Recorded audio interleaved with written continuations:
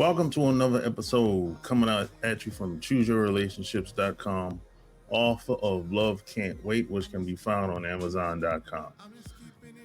Well, I have a special guest for you today. After years of trying to fit into a world where she didn't quite belong and trying to move up in the corporate world, she decided to do her own thing and go in a different direction. She's co-founded and co-host of 2 online talk shows, Not Your Typical Girl Talk and Fuck Your Feelings. She's published 8 books with a new one coming out this spring. She's worked with countless entrepreneurs to clarify their business ideas and create strategies for business success. She's a mother, creator, she's a risk taker. She has a significant other, her man, Robert Stevenson. My special guest is Toshiba Billings. Welcome to the show. Thank you so much. I didn't realize you were going to read that bio. I feel good about myself now. So where y'all from originally? So I am originally from Jamaica. So I was born in Jamaica. I actually grew up in Toronto, Canada. So I spent my formative years in Canada. And now we're here together in Phoenix, Arizona. I was born and raised in Rochester, New York. Moved around a bit in my, teenage years and afterwards, basketball and all of that stuff. But my upbringing was in Rochester, New York. Shout out to the Rock. It's funny, he says basketball and all of that stuff. He actually has lived in 8 different countries in his life because he played professional basketball. He likes to skim over it like it's nothing, but he's lived in let's talk about that. Let's talk about that. Yeah, like it's a big deal, right? Argentina, all of that stuff. So he's worldly, so he gets I do. That is true. Yeah. So how did y'all meet? Tinder. We met on Tinder during COVID. Different countries, and funny enough, this was when the borders were closed. So being in Toronto, I'm able to actually drive to like Buffalo, Rochester, 2.5, 3 hours. Like you're in your car, you cross the border, but because of COVID, everything was closed. So once we connected on Tinder and we did the whole, and we vetted each other. Like we actually vetted, because I don't think either one of us was kind of looking for what we have right now, but we happened to find it. And so once we got to the vetting period, even to get to him was difficult because I had to take 2 planes. I couldn't drive my car. He couldn't come because Americans weren't allowed. Anyways, we went through a ton, but once we got together, spent some time, he said, yeah, if we're going to do this, I'm going to need you here, babe. And so packed up my belongings and here I am. Just like that? We went from strangers to cohabitation in 3 months. Well, damn. That's what I like to see. That's what I like to see. So how did you get started on this path of doing shows? And how did you even know you could do shows? And how did you get started? Because I know, everybody has a different path, and this is not the ideal path that we take. We say, hey, we're gonna go to college, we're gonna go to school, and we're gonna become a book author, and we're gonna do shows. This is not the prototypical traditional path for most people, including myself. So how did you get started? That is a good story. So I thought I was going to be a lawyer. I was going to fight the good fight. I wanted to be a criminal defense lawyer. Ended up going to school, getting my degree in psychology. Found that I was pregnant in my last year. Had my daughter, and decided, I can either be a really good mom or a really good lawyer because I can't do both. I'm going to be crappy at both. So I decided to be a mom, and I pursued a different path. Went through my career, did a lot of business development.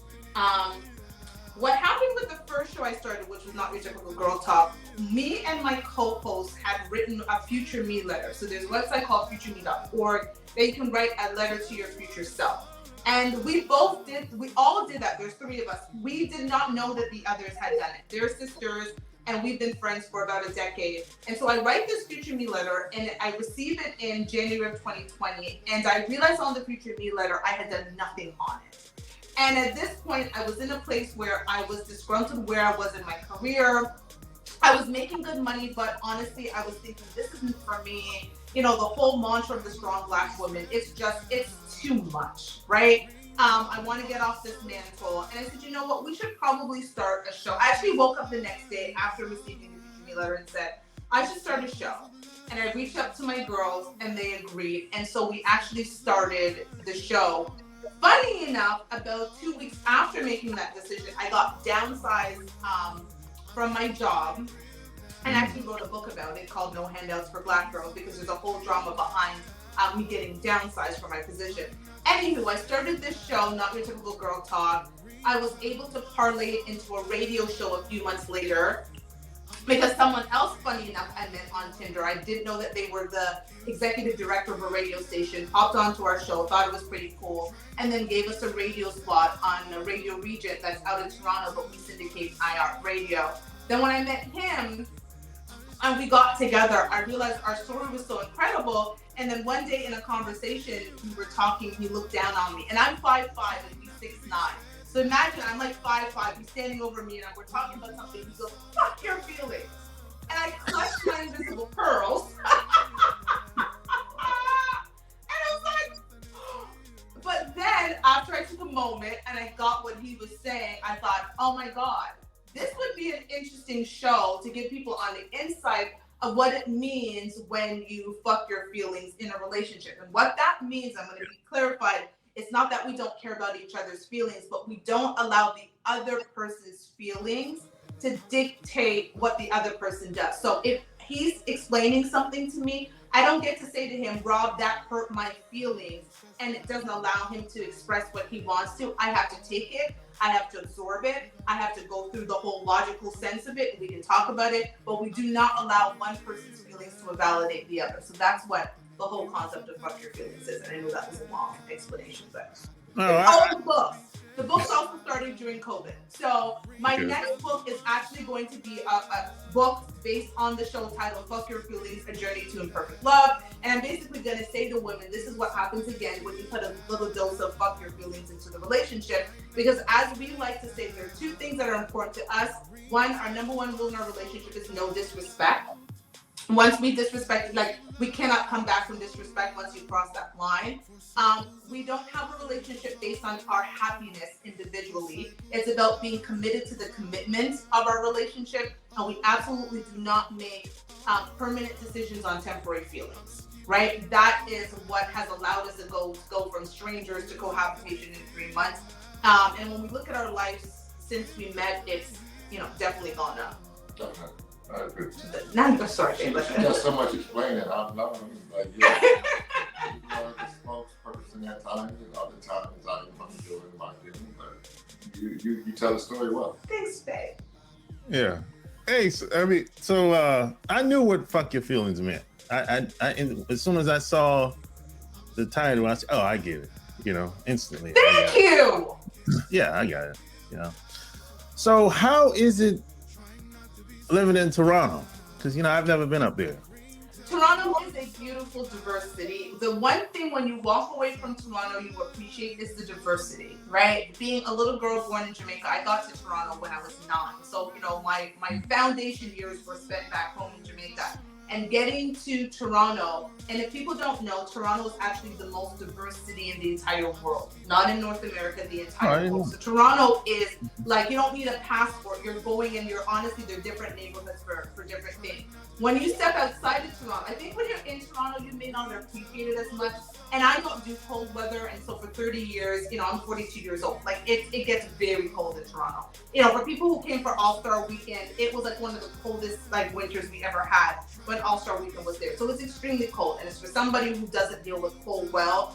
It was time for me to kind of leave. However, what I will say is, when you step outside of Toronto, if your nationality isn't an American, it is very tough for you to kind of come and integrate into different places that aren't as cultural. And we look at where we are in Phoenix currently. There ain't no culture here. We trying to leave. Yeah. Well, I've never been out there either. How is it out there? It is very, very not culturally diverse. there's a lot of different people from a lot of different places, but I think at least for African American representation, it's about 6%. And when I moved here in 2011, it was like 3.5%. So it's always, it's a big population. So there are some events and things to do and communities and stuff like that. But it's coming from North Carolina. It was like, oh wow, this is definitely different. Yeah. I'm in North Carolina. I'm in Charlotte. Okay, cool. Yeah, Charlotte's on one of our. That's one of our lists. Our top 5 list of places to move to is Charlotte's on that list. Yeah, he went to school in North Carolina. School in Asheville. Went to grad school at Wichita State. Okay, gotcha.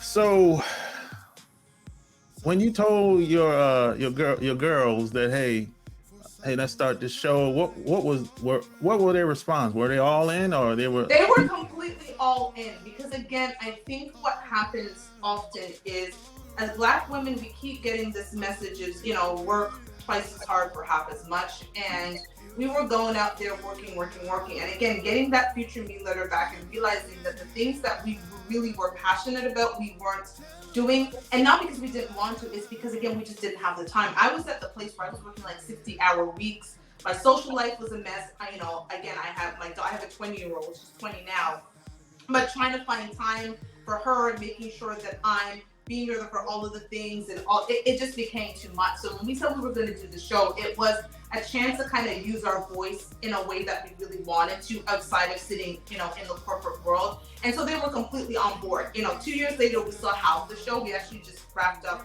an episode. So we're 100 and something episodes in. And so they were really on board to do it. It's something we do every single week. It's fun. Rob joined the show as kind of our male conscience. We kind of changed the show a little bit. People really liked having him on the show, so then we added him. So it's really not your typical girl talk, because we got a very, very alpha male on the show, let's say. So, how do y'all come up with the concepts of the show? So the 2 different shows. So with Not Your Typical Girl Talk, we started off with some really it was tough topics. We were talking about stuff going on with George Floyd. It was some serious topics, and we realized it was taking a big emotional toll on us, because again, all those topics were huge. And so we recently just kind of changed the formatting, where we call it trying to make sense of the foolishness on the internet, not the intranet, because that's where you find useful information. But the internet, we talk about celebrity cultures, we kind of give our 2 cents about that, and then Rob gets to weigh in and give, his male perspective, which people love. And so every week we have a planning call for each show, and we just scour the internet for what's going on and, our take on that. And then our show, Fuck Your Feelings, again, it's a lot of it's based on the stuff in our relationship, the things that we hear from other people, the things that we want to course correct. As much as I'm a modern woman, I grew up in a very traditional space, traditional grandparents. My father was very much a protector and provider. He was, I saw what he did with my stepmother. Just kind of, I have, an older sister. I saw her married. So we grew up very traditional, and the modern dating has changed. Especially with, Black women say that they're chasing the bag, and that paper is more important than a marriage certificate. And so when we got together, it was interesting for us because we were very much on that same page. And again, we talk about the fact there's a difference between being independent and self-sufficient. Yeah. I was taught to be self-sufficient. My mother and father was very clear that I needed to get married because I needed a man. Okay, when you gonna find a man, girl? And so for both of us, this will be, when we get married, we're close, maybe someday yet, but it will be both of our second marriages, and we're finally in a space where we're able to have a relationship that we both wanted. So again, the show topics come out of the stuff that we've experienced, come out of the stuff that we see, the stuff that people tell us. We've got a lot of people who will give us show ideas, tell us about how our show has impacted their relationship. We've got one marriage that's coming out of someone watching our show. So it's really been really good. That's good. So what's been your response from the Fuck Your Feelings show from women? Go ahead, Ben. I can answer that. For the most part, it's been positive. I don't want to misrepresent it. She's developed some friendships that, you know, in that social space where they haven't physically met, but they're communicating almost daily, you know. She is really like the board of everything, you know. She manages even my own personal life. So the feedback has been positive, but there's definitely been a little trolling, a little hating from the perspective of, especially some of the more risque topics that we talk about, as far as like, you know, sexuality and threesomes and stuff like that. And it's funny, most of the times it's just a conversation, but even the conversation will get people riled up. And that's kind of where we live, in the fact that maybe people wouldn't get as riled up if people talked about it a bit more openly and straight up. It's not like this stuff is not going on out here in the real world. Yeah, you know, I talk about everything too. A lot of people have the mentality, if you know, if they're not hearing about it, it's not happening. Yeah. That part. If you don't talk about it, it'll go away. And it's just, it doesn't work like that. And I always say, man, look, I'm not the moral police. I mean, what couples do, that's what they do. You know, I'm not saying what's right or wrong. It's no right or wrong. The good news is you can have any type of relationship, any type of marriage you want. Mm-hmm. It's just you and her. I mean, unless you choose to tell somebody, well, okay, that's on you, but just keep your business inside, because 9 times out of 10, whatever y'all doing, if you tell somebody, they're going to have an opinion. So just keep it in house, you know? Yeah. And when we like, she has a saying that we've adopted, like, you know, you like it, we love it, you know, that's your business. And we both implicitly believe that, you know, what goes on in between your relationship with that other person is your business.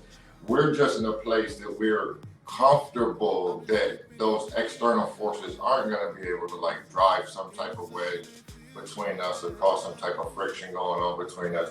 Like we talk about everything before we even get on camera, you know. Like we have the craziest nighttime, early morning conversations, and it's just because if she can't talk about it with me and I can't talk about it with her, where are you supposed to go? And and that's what we want to kind of call out. Like, if your best friend knows things about your relationship that your own woman don't know, or vice versa, like maybe you need to check how you're operating. Yeah. So both of y'all were married before, right? Yep. So what made that's not me. What makes y'all not be mad, bitter? You know, I'll never do it again. We've heard this type of talk before. And I will answer, because it's so interesting, because, you know, if I were to tell my story of and I will a little bit. So my ex-husband is in the military. He actually had a baby on me. Now, the reason I'm not mad about it, I will say, because here was my thing. I am mature enough. I am actually the product of an affair. So my parents had an affair, and that's how I was born. And then I was actually raised by my father and my stepmother for a number of years before I emigrated to Canada, where my mother lived, right? And so I am the love child, right? And I actually had a lot of love around me, because can you imagine a woman who's like, my birth affected my stepmother, as you can imagine, but then she turned around and was raising me, right? I didn't know for years that wasn't my mother. That was my mother, because she was the woman that had raised me. I still call her mom to this day, right? She's, you know, very important to me. So when again, another long distance relationship, he was in the military, he was in the Air Force, he was actually stationed overseas at the time. He had moved to Vegas, wanted me to go out there with him. I said to him before I moved, I am not silly enough to think that you were just out there waiting for me, like, you know, not doing what you're doing. But what I need you to do is wrap everything up before I get off that plane. Because the moment I get off that plane, you wanted me to be here. I'm leaving a bit of my life behind to try this thing out. So make sure everything's wrapped up. So I got there in October. This baby was born in March. We were married in May. I had no idea about the baby in March. I found out about the baby later on. At this point, as much as I wanted him to be forthright, he didn't actually cheat on me, quote unquote, right? Because we had that agreement. So once I found out about the baby, I was like, whatever. Again, I am the product of an affair. I understand what it's like. The straw that broke the camel's back was though another woman reached out to me and said that he might be the father of her twins. That's when I said, okay, homie, you just out here doing the most. And so I had to leave. But I tell that story to say it wasn't about marriage. It was about me and him. Yeah. Me and him were not compatible. The concept of marriage to me is wonderful. The covenant of marriage is a great covenant, but he and I didn't work. It wasn't saying that, oh my God, all men are terrible and all men are trash. I don't believe in that. I had a really good father, but my father was clearly a flawed man, right? He cheated on his wife. And to a lot of women, that's flawed, but I saw the love and protection and the guidance of a good man in my life through my father. And people are imperfect beings. And so was I mad at my ex-husband? No, you're an imperfect person. You made choices. There are consequences to the choices that you made, and you lost your wife behind it. But my hope is that he's gone on and he's better for someone else. But we just were not for each other, right? Rob and I, when we met, we implicitly knew again, because again, the foundation of our relationship isn't love. Yes, we love each other and it's amazing. And we happen to be two attractive people and that works too. But the foundation of our relationship is loyalty. Because that's what we both wanted in our next marriage, was making sure that loyalty was the part of it, not our happiness. Because I'm happy once a day. Talk about your. One thing for me is, and just for the interest of time, I'm not even going to get into the whole. I do feel like that. I'm not a big fan of marriage, or going into the first one or any of that. If not for this woman sitting next to me, I would not be willing to do it again. It's not something I'll really advise of, and the reason that I say that is not a lack of respect for the institution, but it's more of my opinion on the state of affairs today. Like, marriage is not for tender people. You know what I'm saying? Marriage isn't for soft people. Marriage is for rugged, loyal, committed to the commitment people. And if you're all roses and rainbows and unicorns going into it, or you don't even really understand the basic principles of what a marriage is even about, it's going to be it's going to be an uphill battle. And that's why I said, if not for her, I wouldn't do it again. But this woman came into my life, and I remember almost early on telling her I had to recognize it. I don't even believe I should be in the place of like seriously pursuing any type of relationship at this point in my life. But by who you are and how you're impacting, just with our, we connected really early on, like on I remember saying to her that if she made me feel early that if I had an important business meeting and I couldn't be there, that I would feel comfortable sending her, knowing that she would speak on my behalf, not as herself. And I think that's a tremendous compliment. And I think most men understand how much of a compliment that is, because even the woman they're with currently, they wouldn't trust her to speak for them in an important space. They feel like, oh, she just start rattling off about what she feels about things and how she sees it. She understands that it's very important that she is a representation of me and my leadership and my ability to lead and all of that. And she takes that responsibility very serious. That's why I feel like she deserves to be my wife. But I think we both also understood that marriage is a job. Being a wife and a husband is a duty.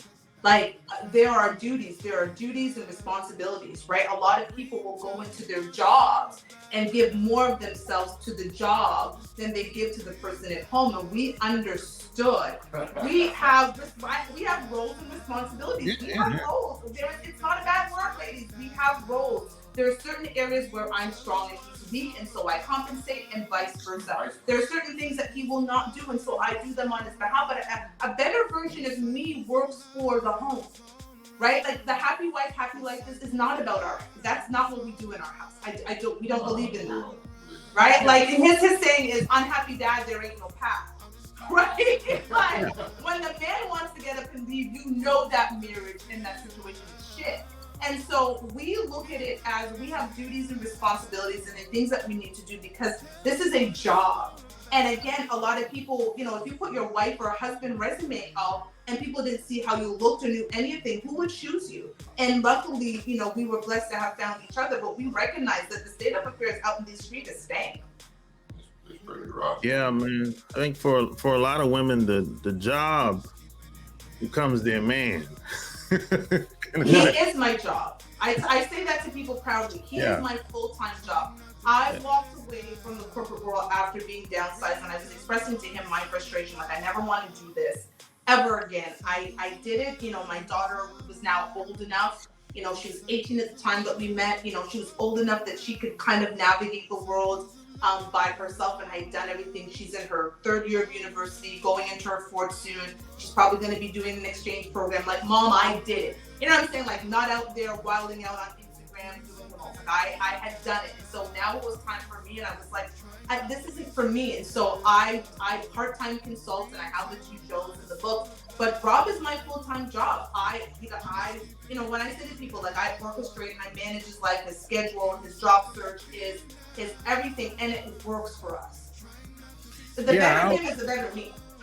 Yeah, I always say, a lot of times, you know, when, especially guys, when we go through stuff, and we be like, yeah, I'm not ever doing that again, and there's no way.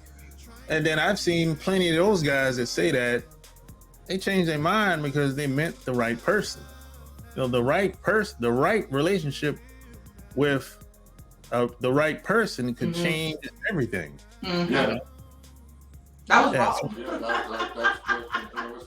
Yeah, so a lot of time is, you know, we can sit back and be, you know, we go through stuff, positive and negative or whatever, and after, you know, the smoke kind of clears, we be like, nah, that was all fucked up. I'm not ever doing that again, man. What was I even thinking, you know? And we get so hard on ourselves. I'll be like, look, man, sometimes just don't work out, bro. You know, maybe you went into it wrong, or maybe both of y'all went into it wrong. And I always say that sometimes the roles are much more important than love, you know, because see, if the relationship is based on just love, that could change next week or 6 months from now. But the roles is like the foundation of the relationship, and along with respect, and you know that could last forever. That could last once you passed away. You know, your family, your grandkids could be talking about you years, 40, 50 years when you're dead and gone. You know, but if it's based on, yeah, go ahead, Rob. No, that's you know, we touched on that subject a lot on, you know, just the show Thursday night of how important it is for us to get back to that space in a certain place. Is that I don't think that there's a narrative that we're unemotional and we don't care, but we take our failed relationship heavily. Because most men do not commit with the intention of breaking that commitment. I really believe that. I'm not talking about, you know, the guy who's just in a relationship because he needs his mama kicked him out and he needs somewhere to stay. Like, that guy's gonna do what he's gonna do. You know what I mean? Yeah. I don't know how he became like the poster boy for the modern man. I think the modern man is far more deep and complicated than that, especially black men. We were having a conversation because most times we didn't grow up in a patriarchy, you know, so we grew up with respect and understanding and reverence for women. But then we start getting older and we look at some of that stuff of our aunts and grandmas and mamas and we're like, that ain't cool, you know? And now we're getting to the point where we're in the space and we figured out our lives enough that we can start speaking on some of this stuff, you know what I'm saying?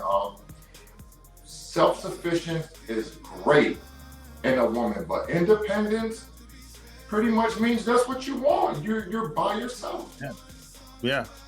Independent means alone. We talk about that on the show. To be independent means that you're not dependent. A relationship, a successful one, requires interdependence. Right. No man wants to feel like he goes on a business trip and his woman gonna die because she don't know how to change a tire or something like that. But she shouldn't have to. That's the point. Yeah, and a lot of women tend to focus on things that are not attractive to guys. Like education, the job, I don't know, your bank account, your car, the house. I'm like, we don't really care about that stuff. I mean, unless the guy needs a place to lay his head, I don't know. Exactly. I say it all the time, brother. I say it all the time. But the guys that can take care of themselves, they ain't really sweating like what's on your resume. Hey, it might be impressive. Hey, you might have worked hard. Great. But that ain't gonna decide, am I gonna wife her because of her accomplishments? Yeah, probably not. It's gonna be other things like is she nurturing? Is she supportive? Is she thoughtful? Stuff like that. That's the stuff that really make a difference. I mean, how she feels about family, how she feels about having kids and raising kids. I mean, stuff like that. Yeah, she knows where my lucky socks are. She knows where my lucky tie is. She knows. Though she knows. Again, I'm her job. That's what we value, really. And now the what they call it, the manosphere, is starting to get its own space and momentum because, again, I think men are starting to feel kind of offended about this narrative about us, and we're pushing back on that. Because again, I think how men are like clowns, and especially like in sitcoms and stuff like that. And Hollywood did over the last 40, 50 years did a real good job of like toning down what is acceptable for a man to be. I grew up on like Al Bundy, you know what I mean? And like, Al didn't really play certain stuff, You know what I'm saying? And Peggy had certain roles and responsibilities, and so did Al. And it was dysfunctional, true, and I'm not saying everything, but we've been living a certain way for thousands of years. And it's all of a sudden, like in the last 20, 30, 40 years, we've just said everything is up for interpretation. And I don't understand how, like, you can't reinvent no wheel. How you gonna make a wheel better? It's a wheel. Yeah, I'd be like, look, people are trying to force things down our throats today. Yeah. I'd be like, look, that's not gonna work. It's never worked. It's been proven not to work. You can't make me see you a certain way, and I know that's not really politically correct, but I'd just rather not interact with you. Yeah, I'm like, go ahead. Sorry, guys. I was just like, it's facts versus feelings, which is why we again named the show what it is. Like, facts are facts. Simple. There are not many facts that they've been tested over and over again, right? Like, we all can recognize that before a product goes on the market, it's been beta tested.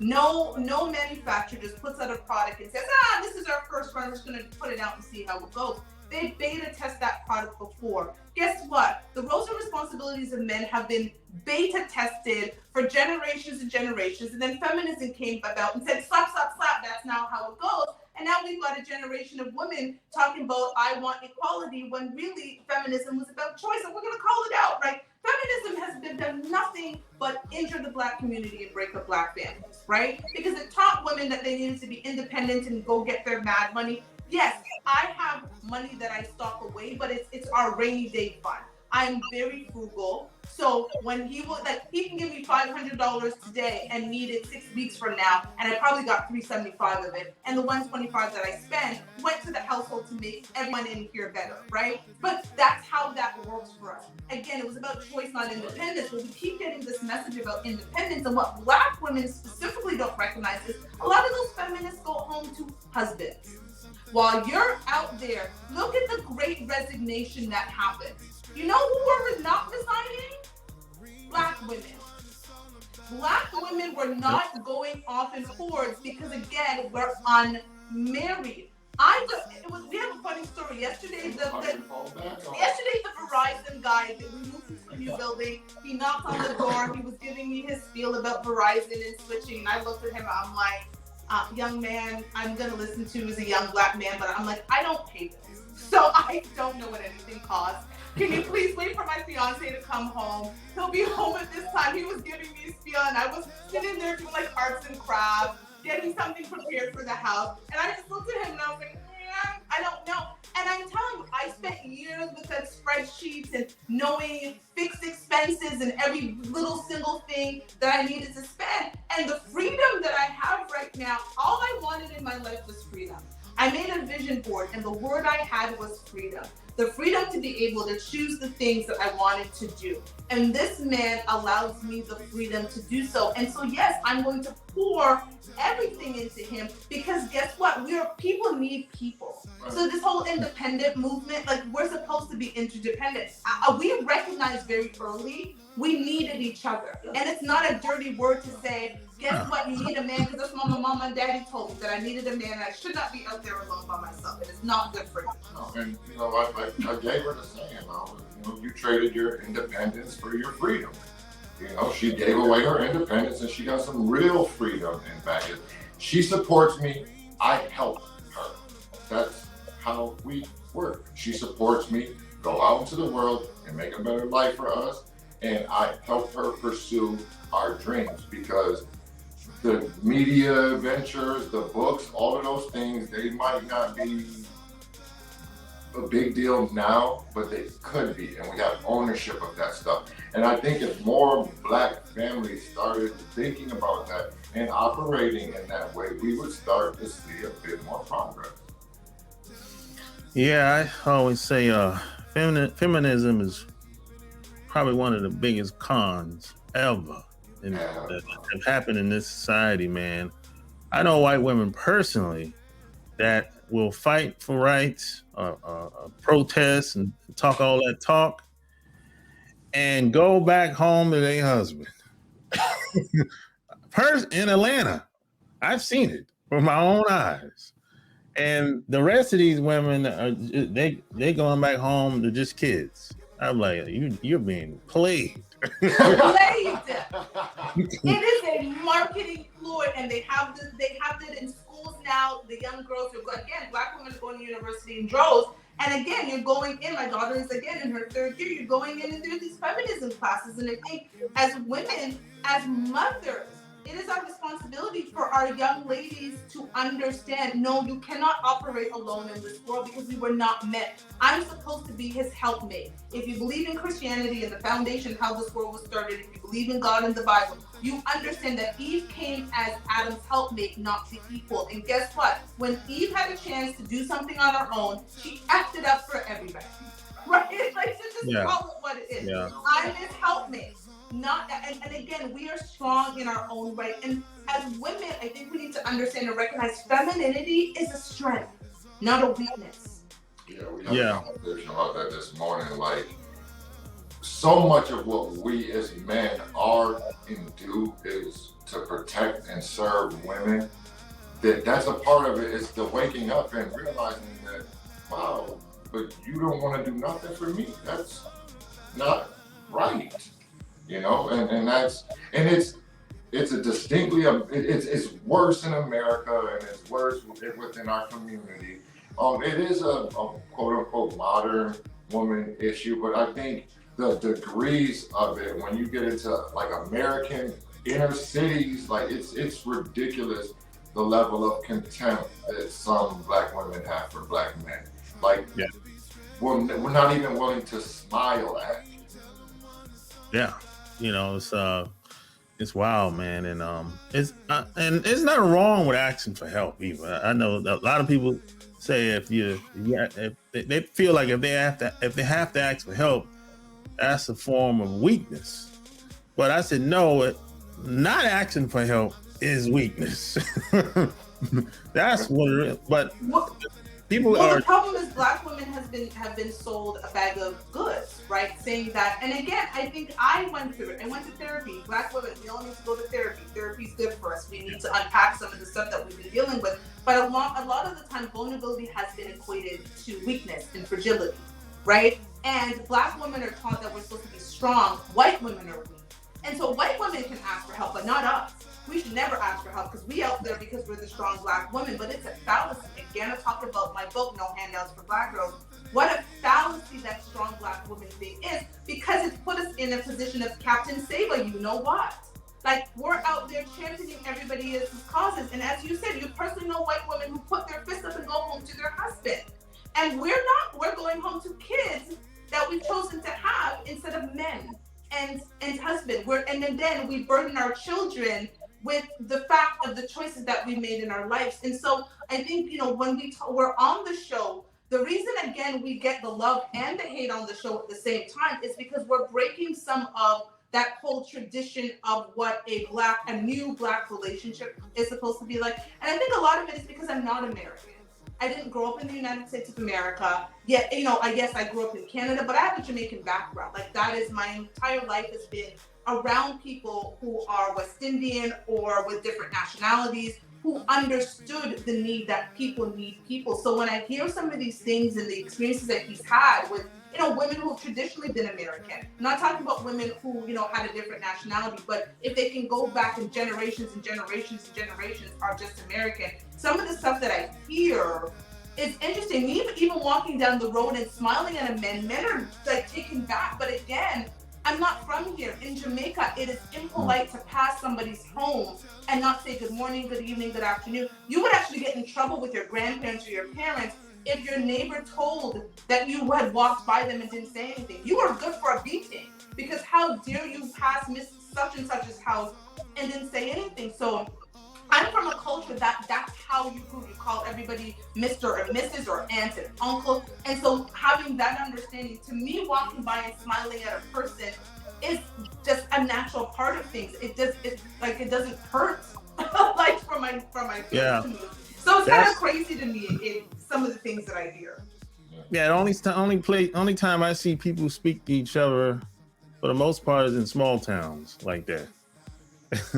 But in a big city, no, probably not. And we need to get back to basic humanity, because that's just basic humanity, right? It's not about, I don't think that every man who smiles at me is trying to get my attention because he wants to get between my legs. And I don't think every man who thinks that I look at them or say hello is because I'm trying to give it away or I want something from him. I think it's just basic humanity. If COVID didn't teach people anything, how much people need people, I don't know what will. Think about all of those people who were by themselves, for women who were just with their children, who needed all of the support and all of what they needed, only to find out I actually don't have access to anybody who will do that for me. So if COVID didn't teach people how much interdependence is important, honestly, I don't know what will. Yeah. So I can talk to you guys all day, but so I respect your time and everything. So if people wanted to follow you, where would they go to? So they can follow us personally on our show, which is Fuck Your Feelings, the show. We broadcast every Thursday live at 9:30 p.m. Eastern. We also have another show, which is Not Your Typical Girl Talk, which broadcasts every Saturday at 3 p.m. Eastern. And then you can personally find me on Toshiba Monique.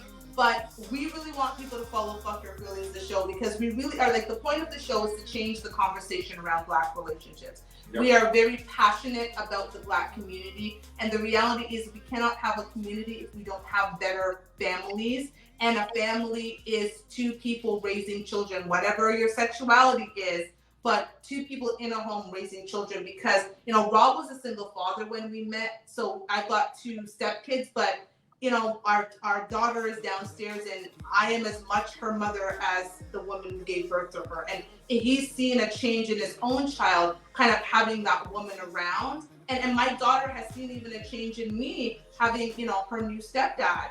She's just as happy, like, oh my God, mommy, finally.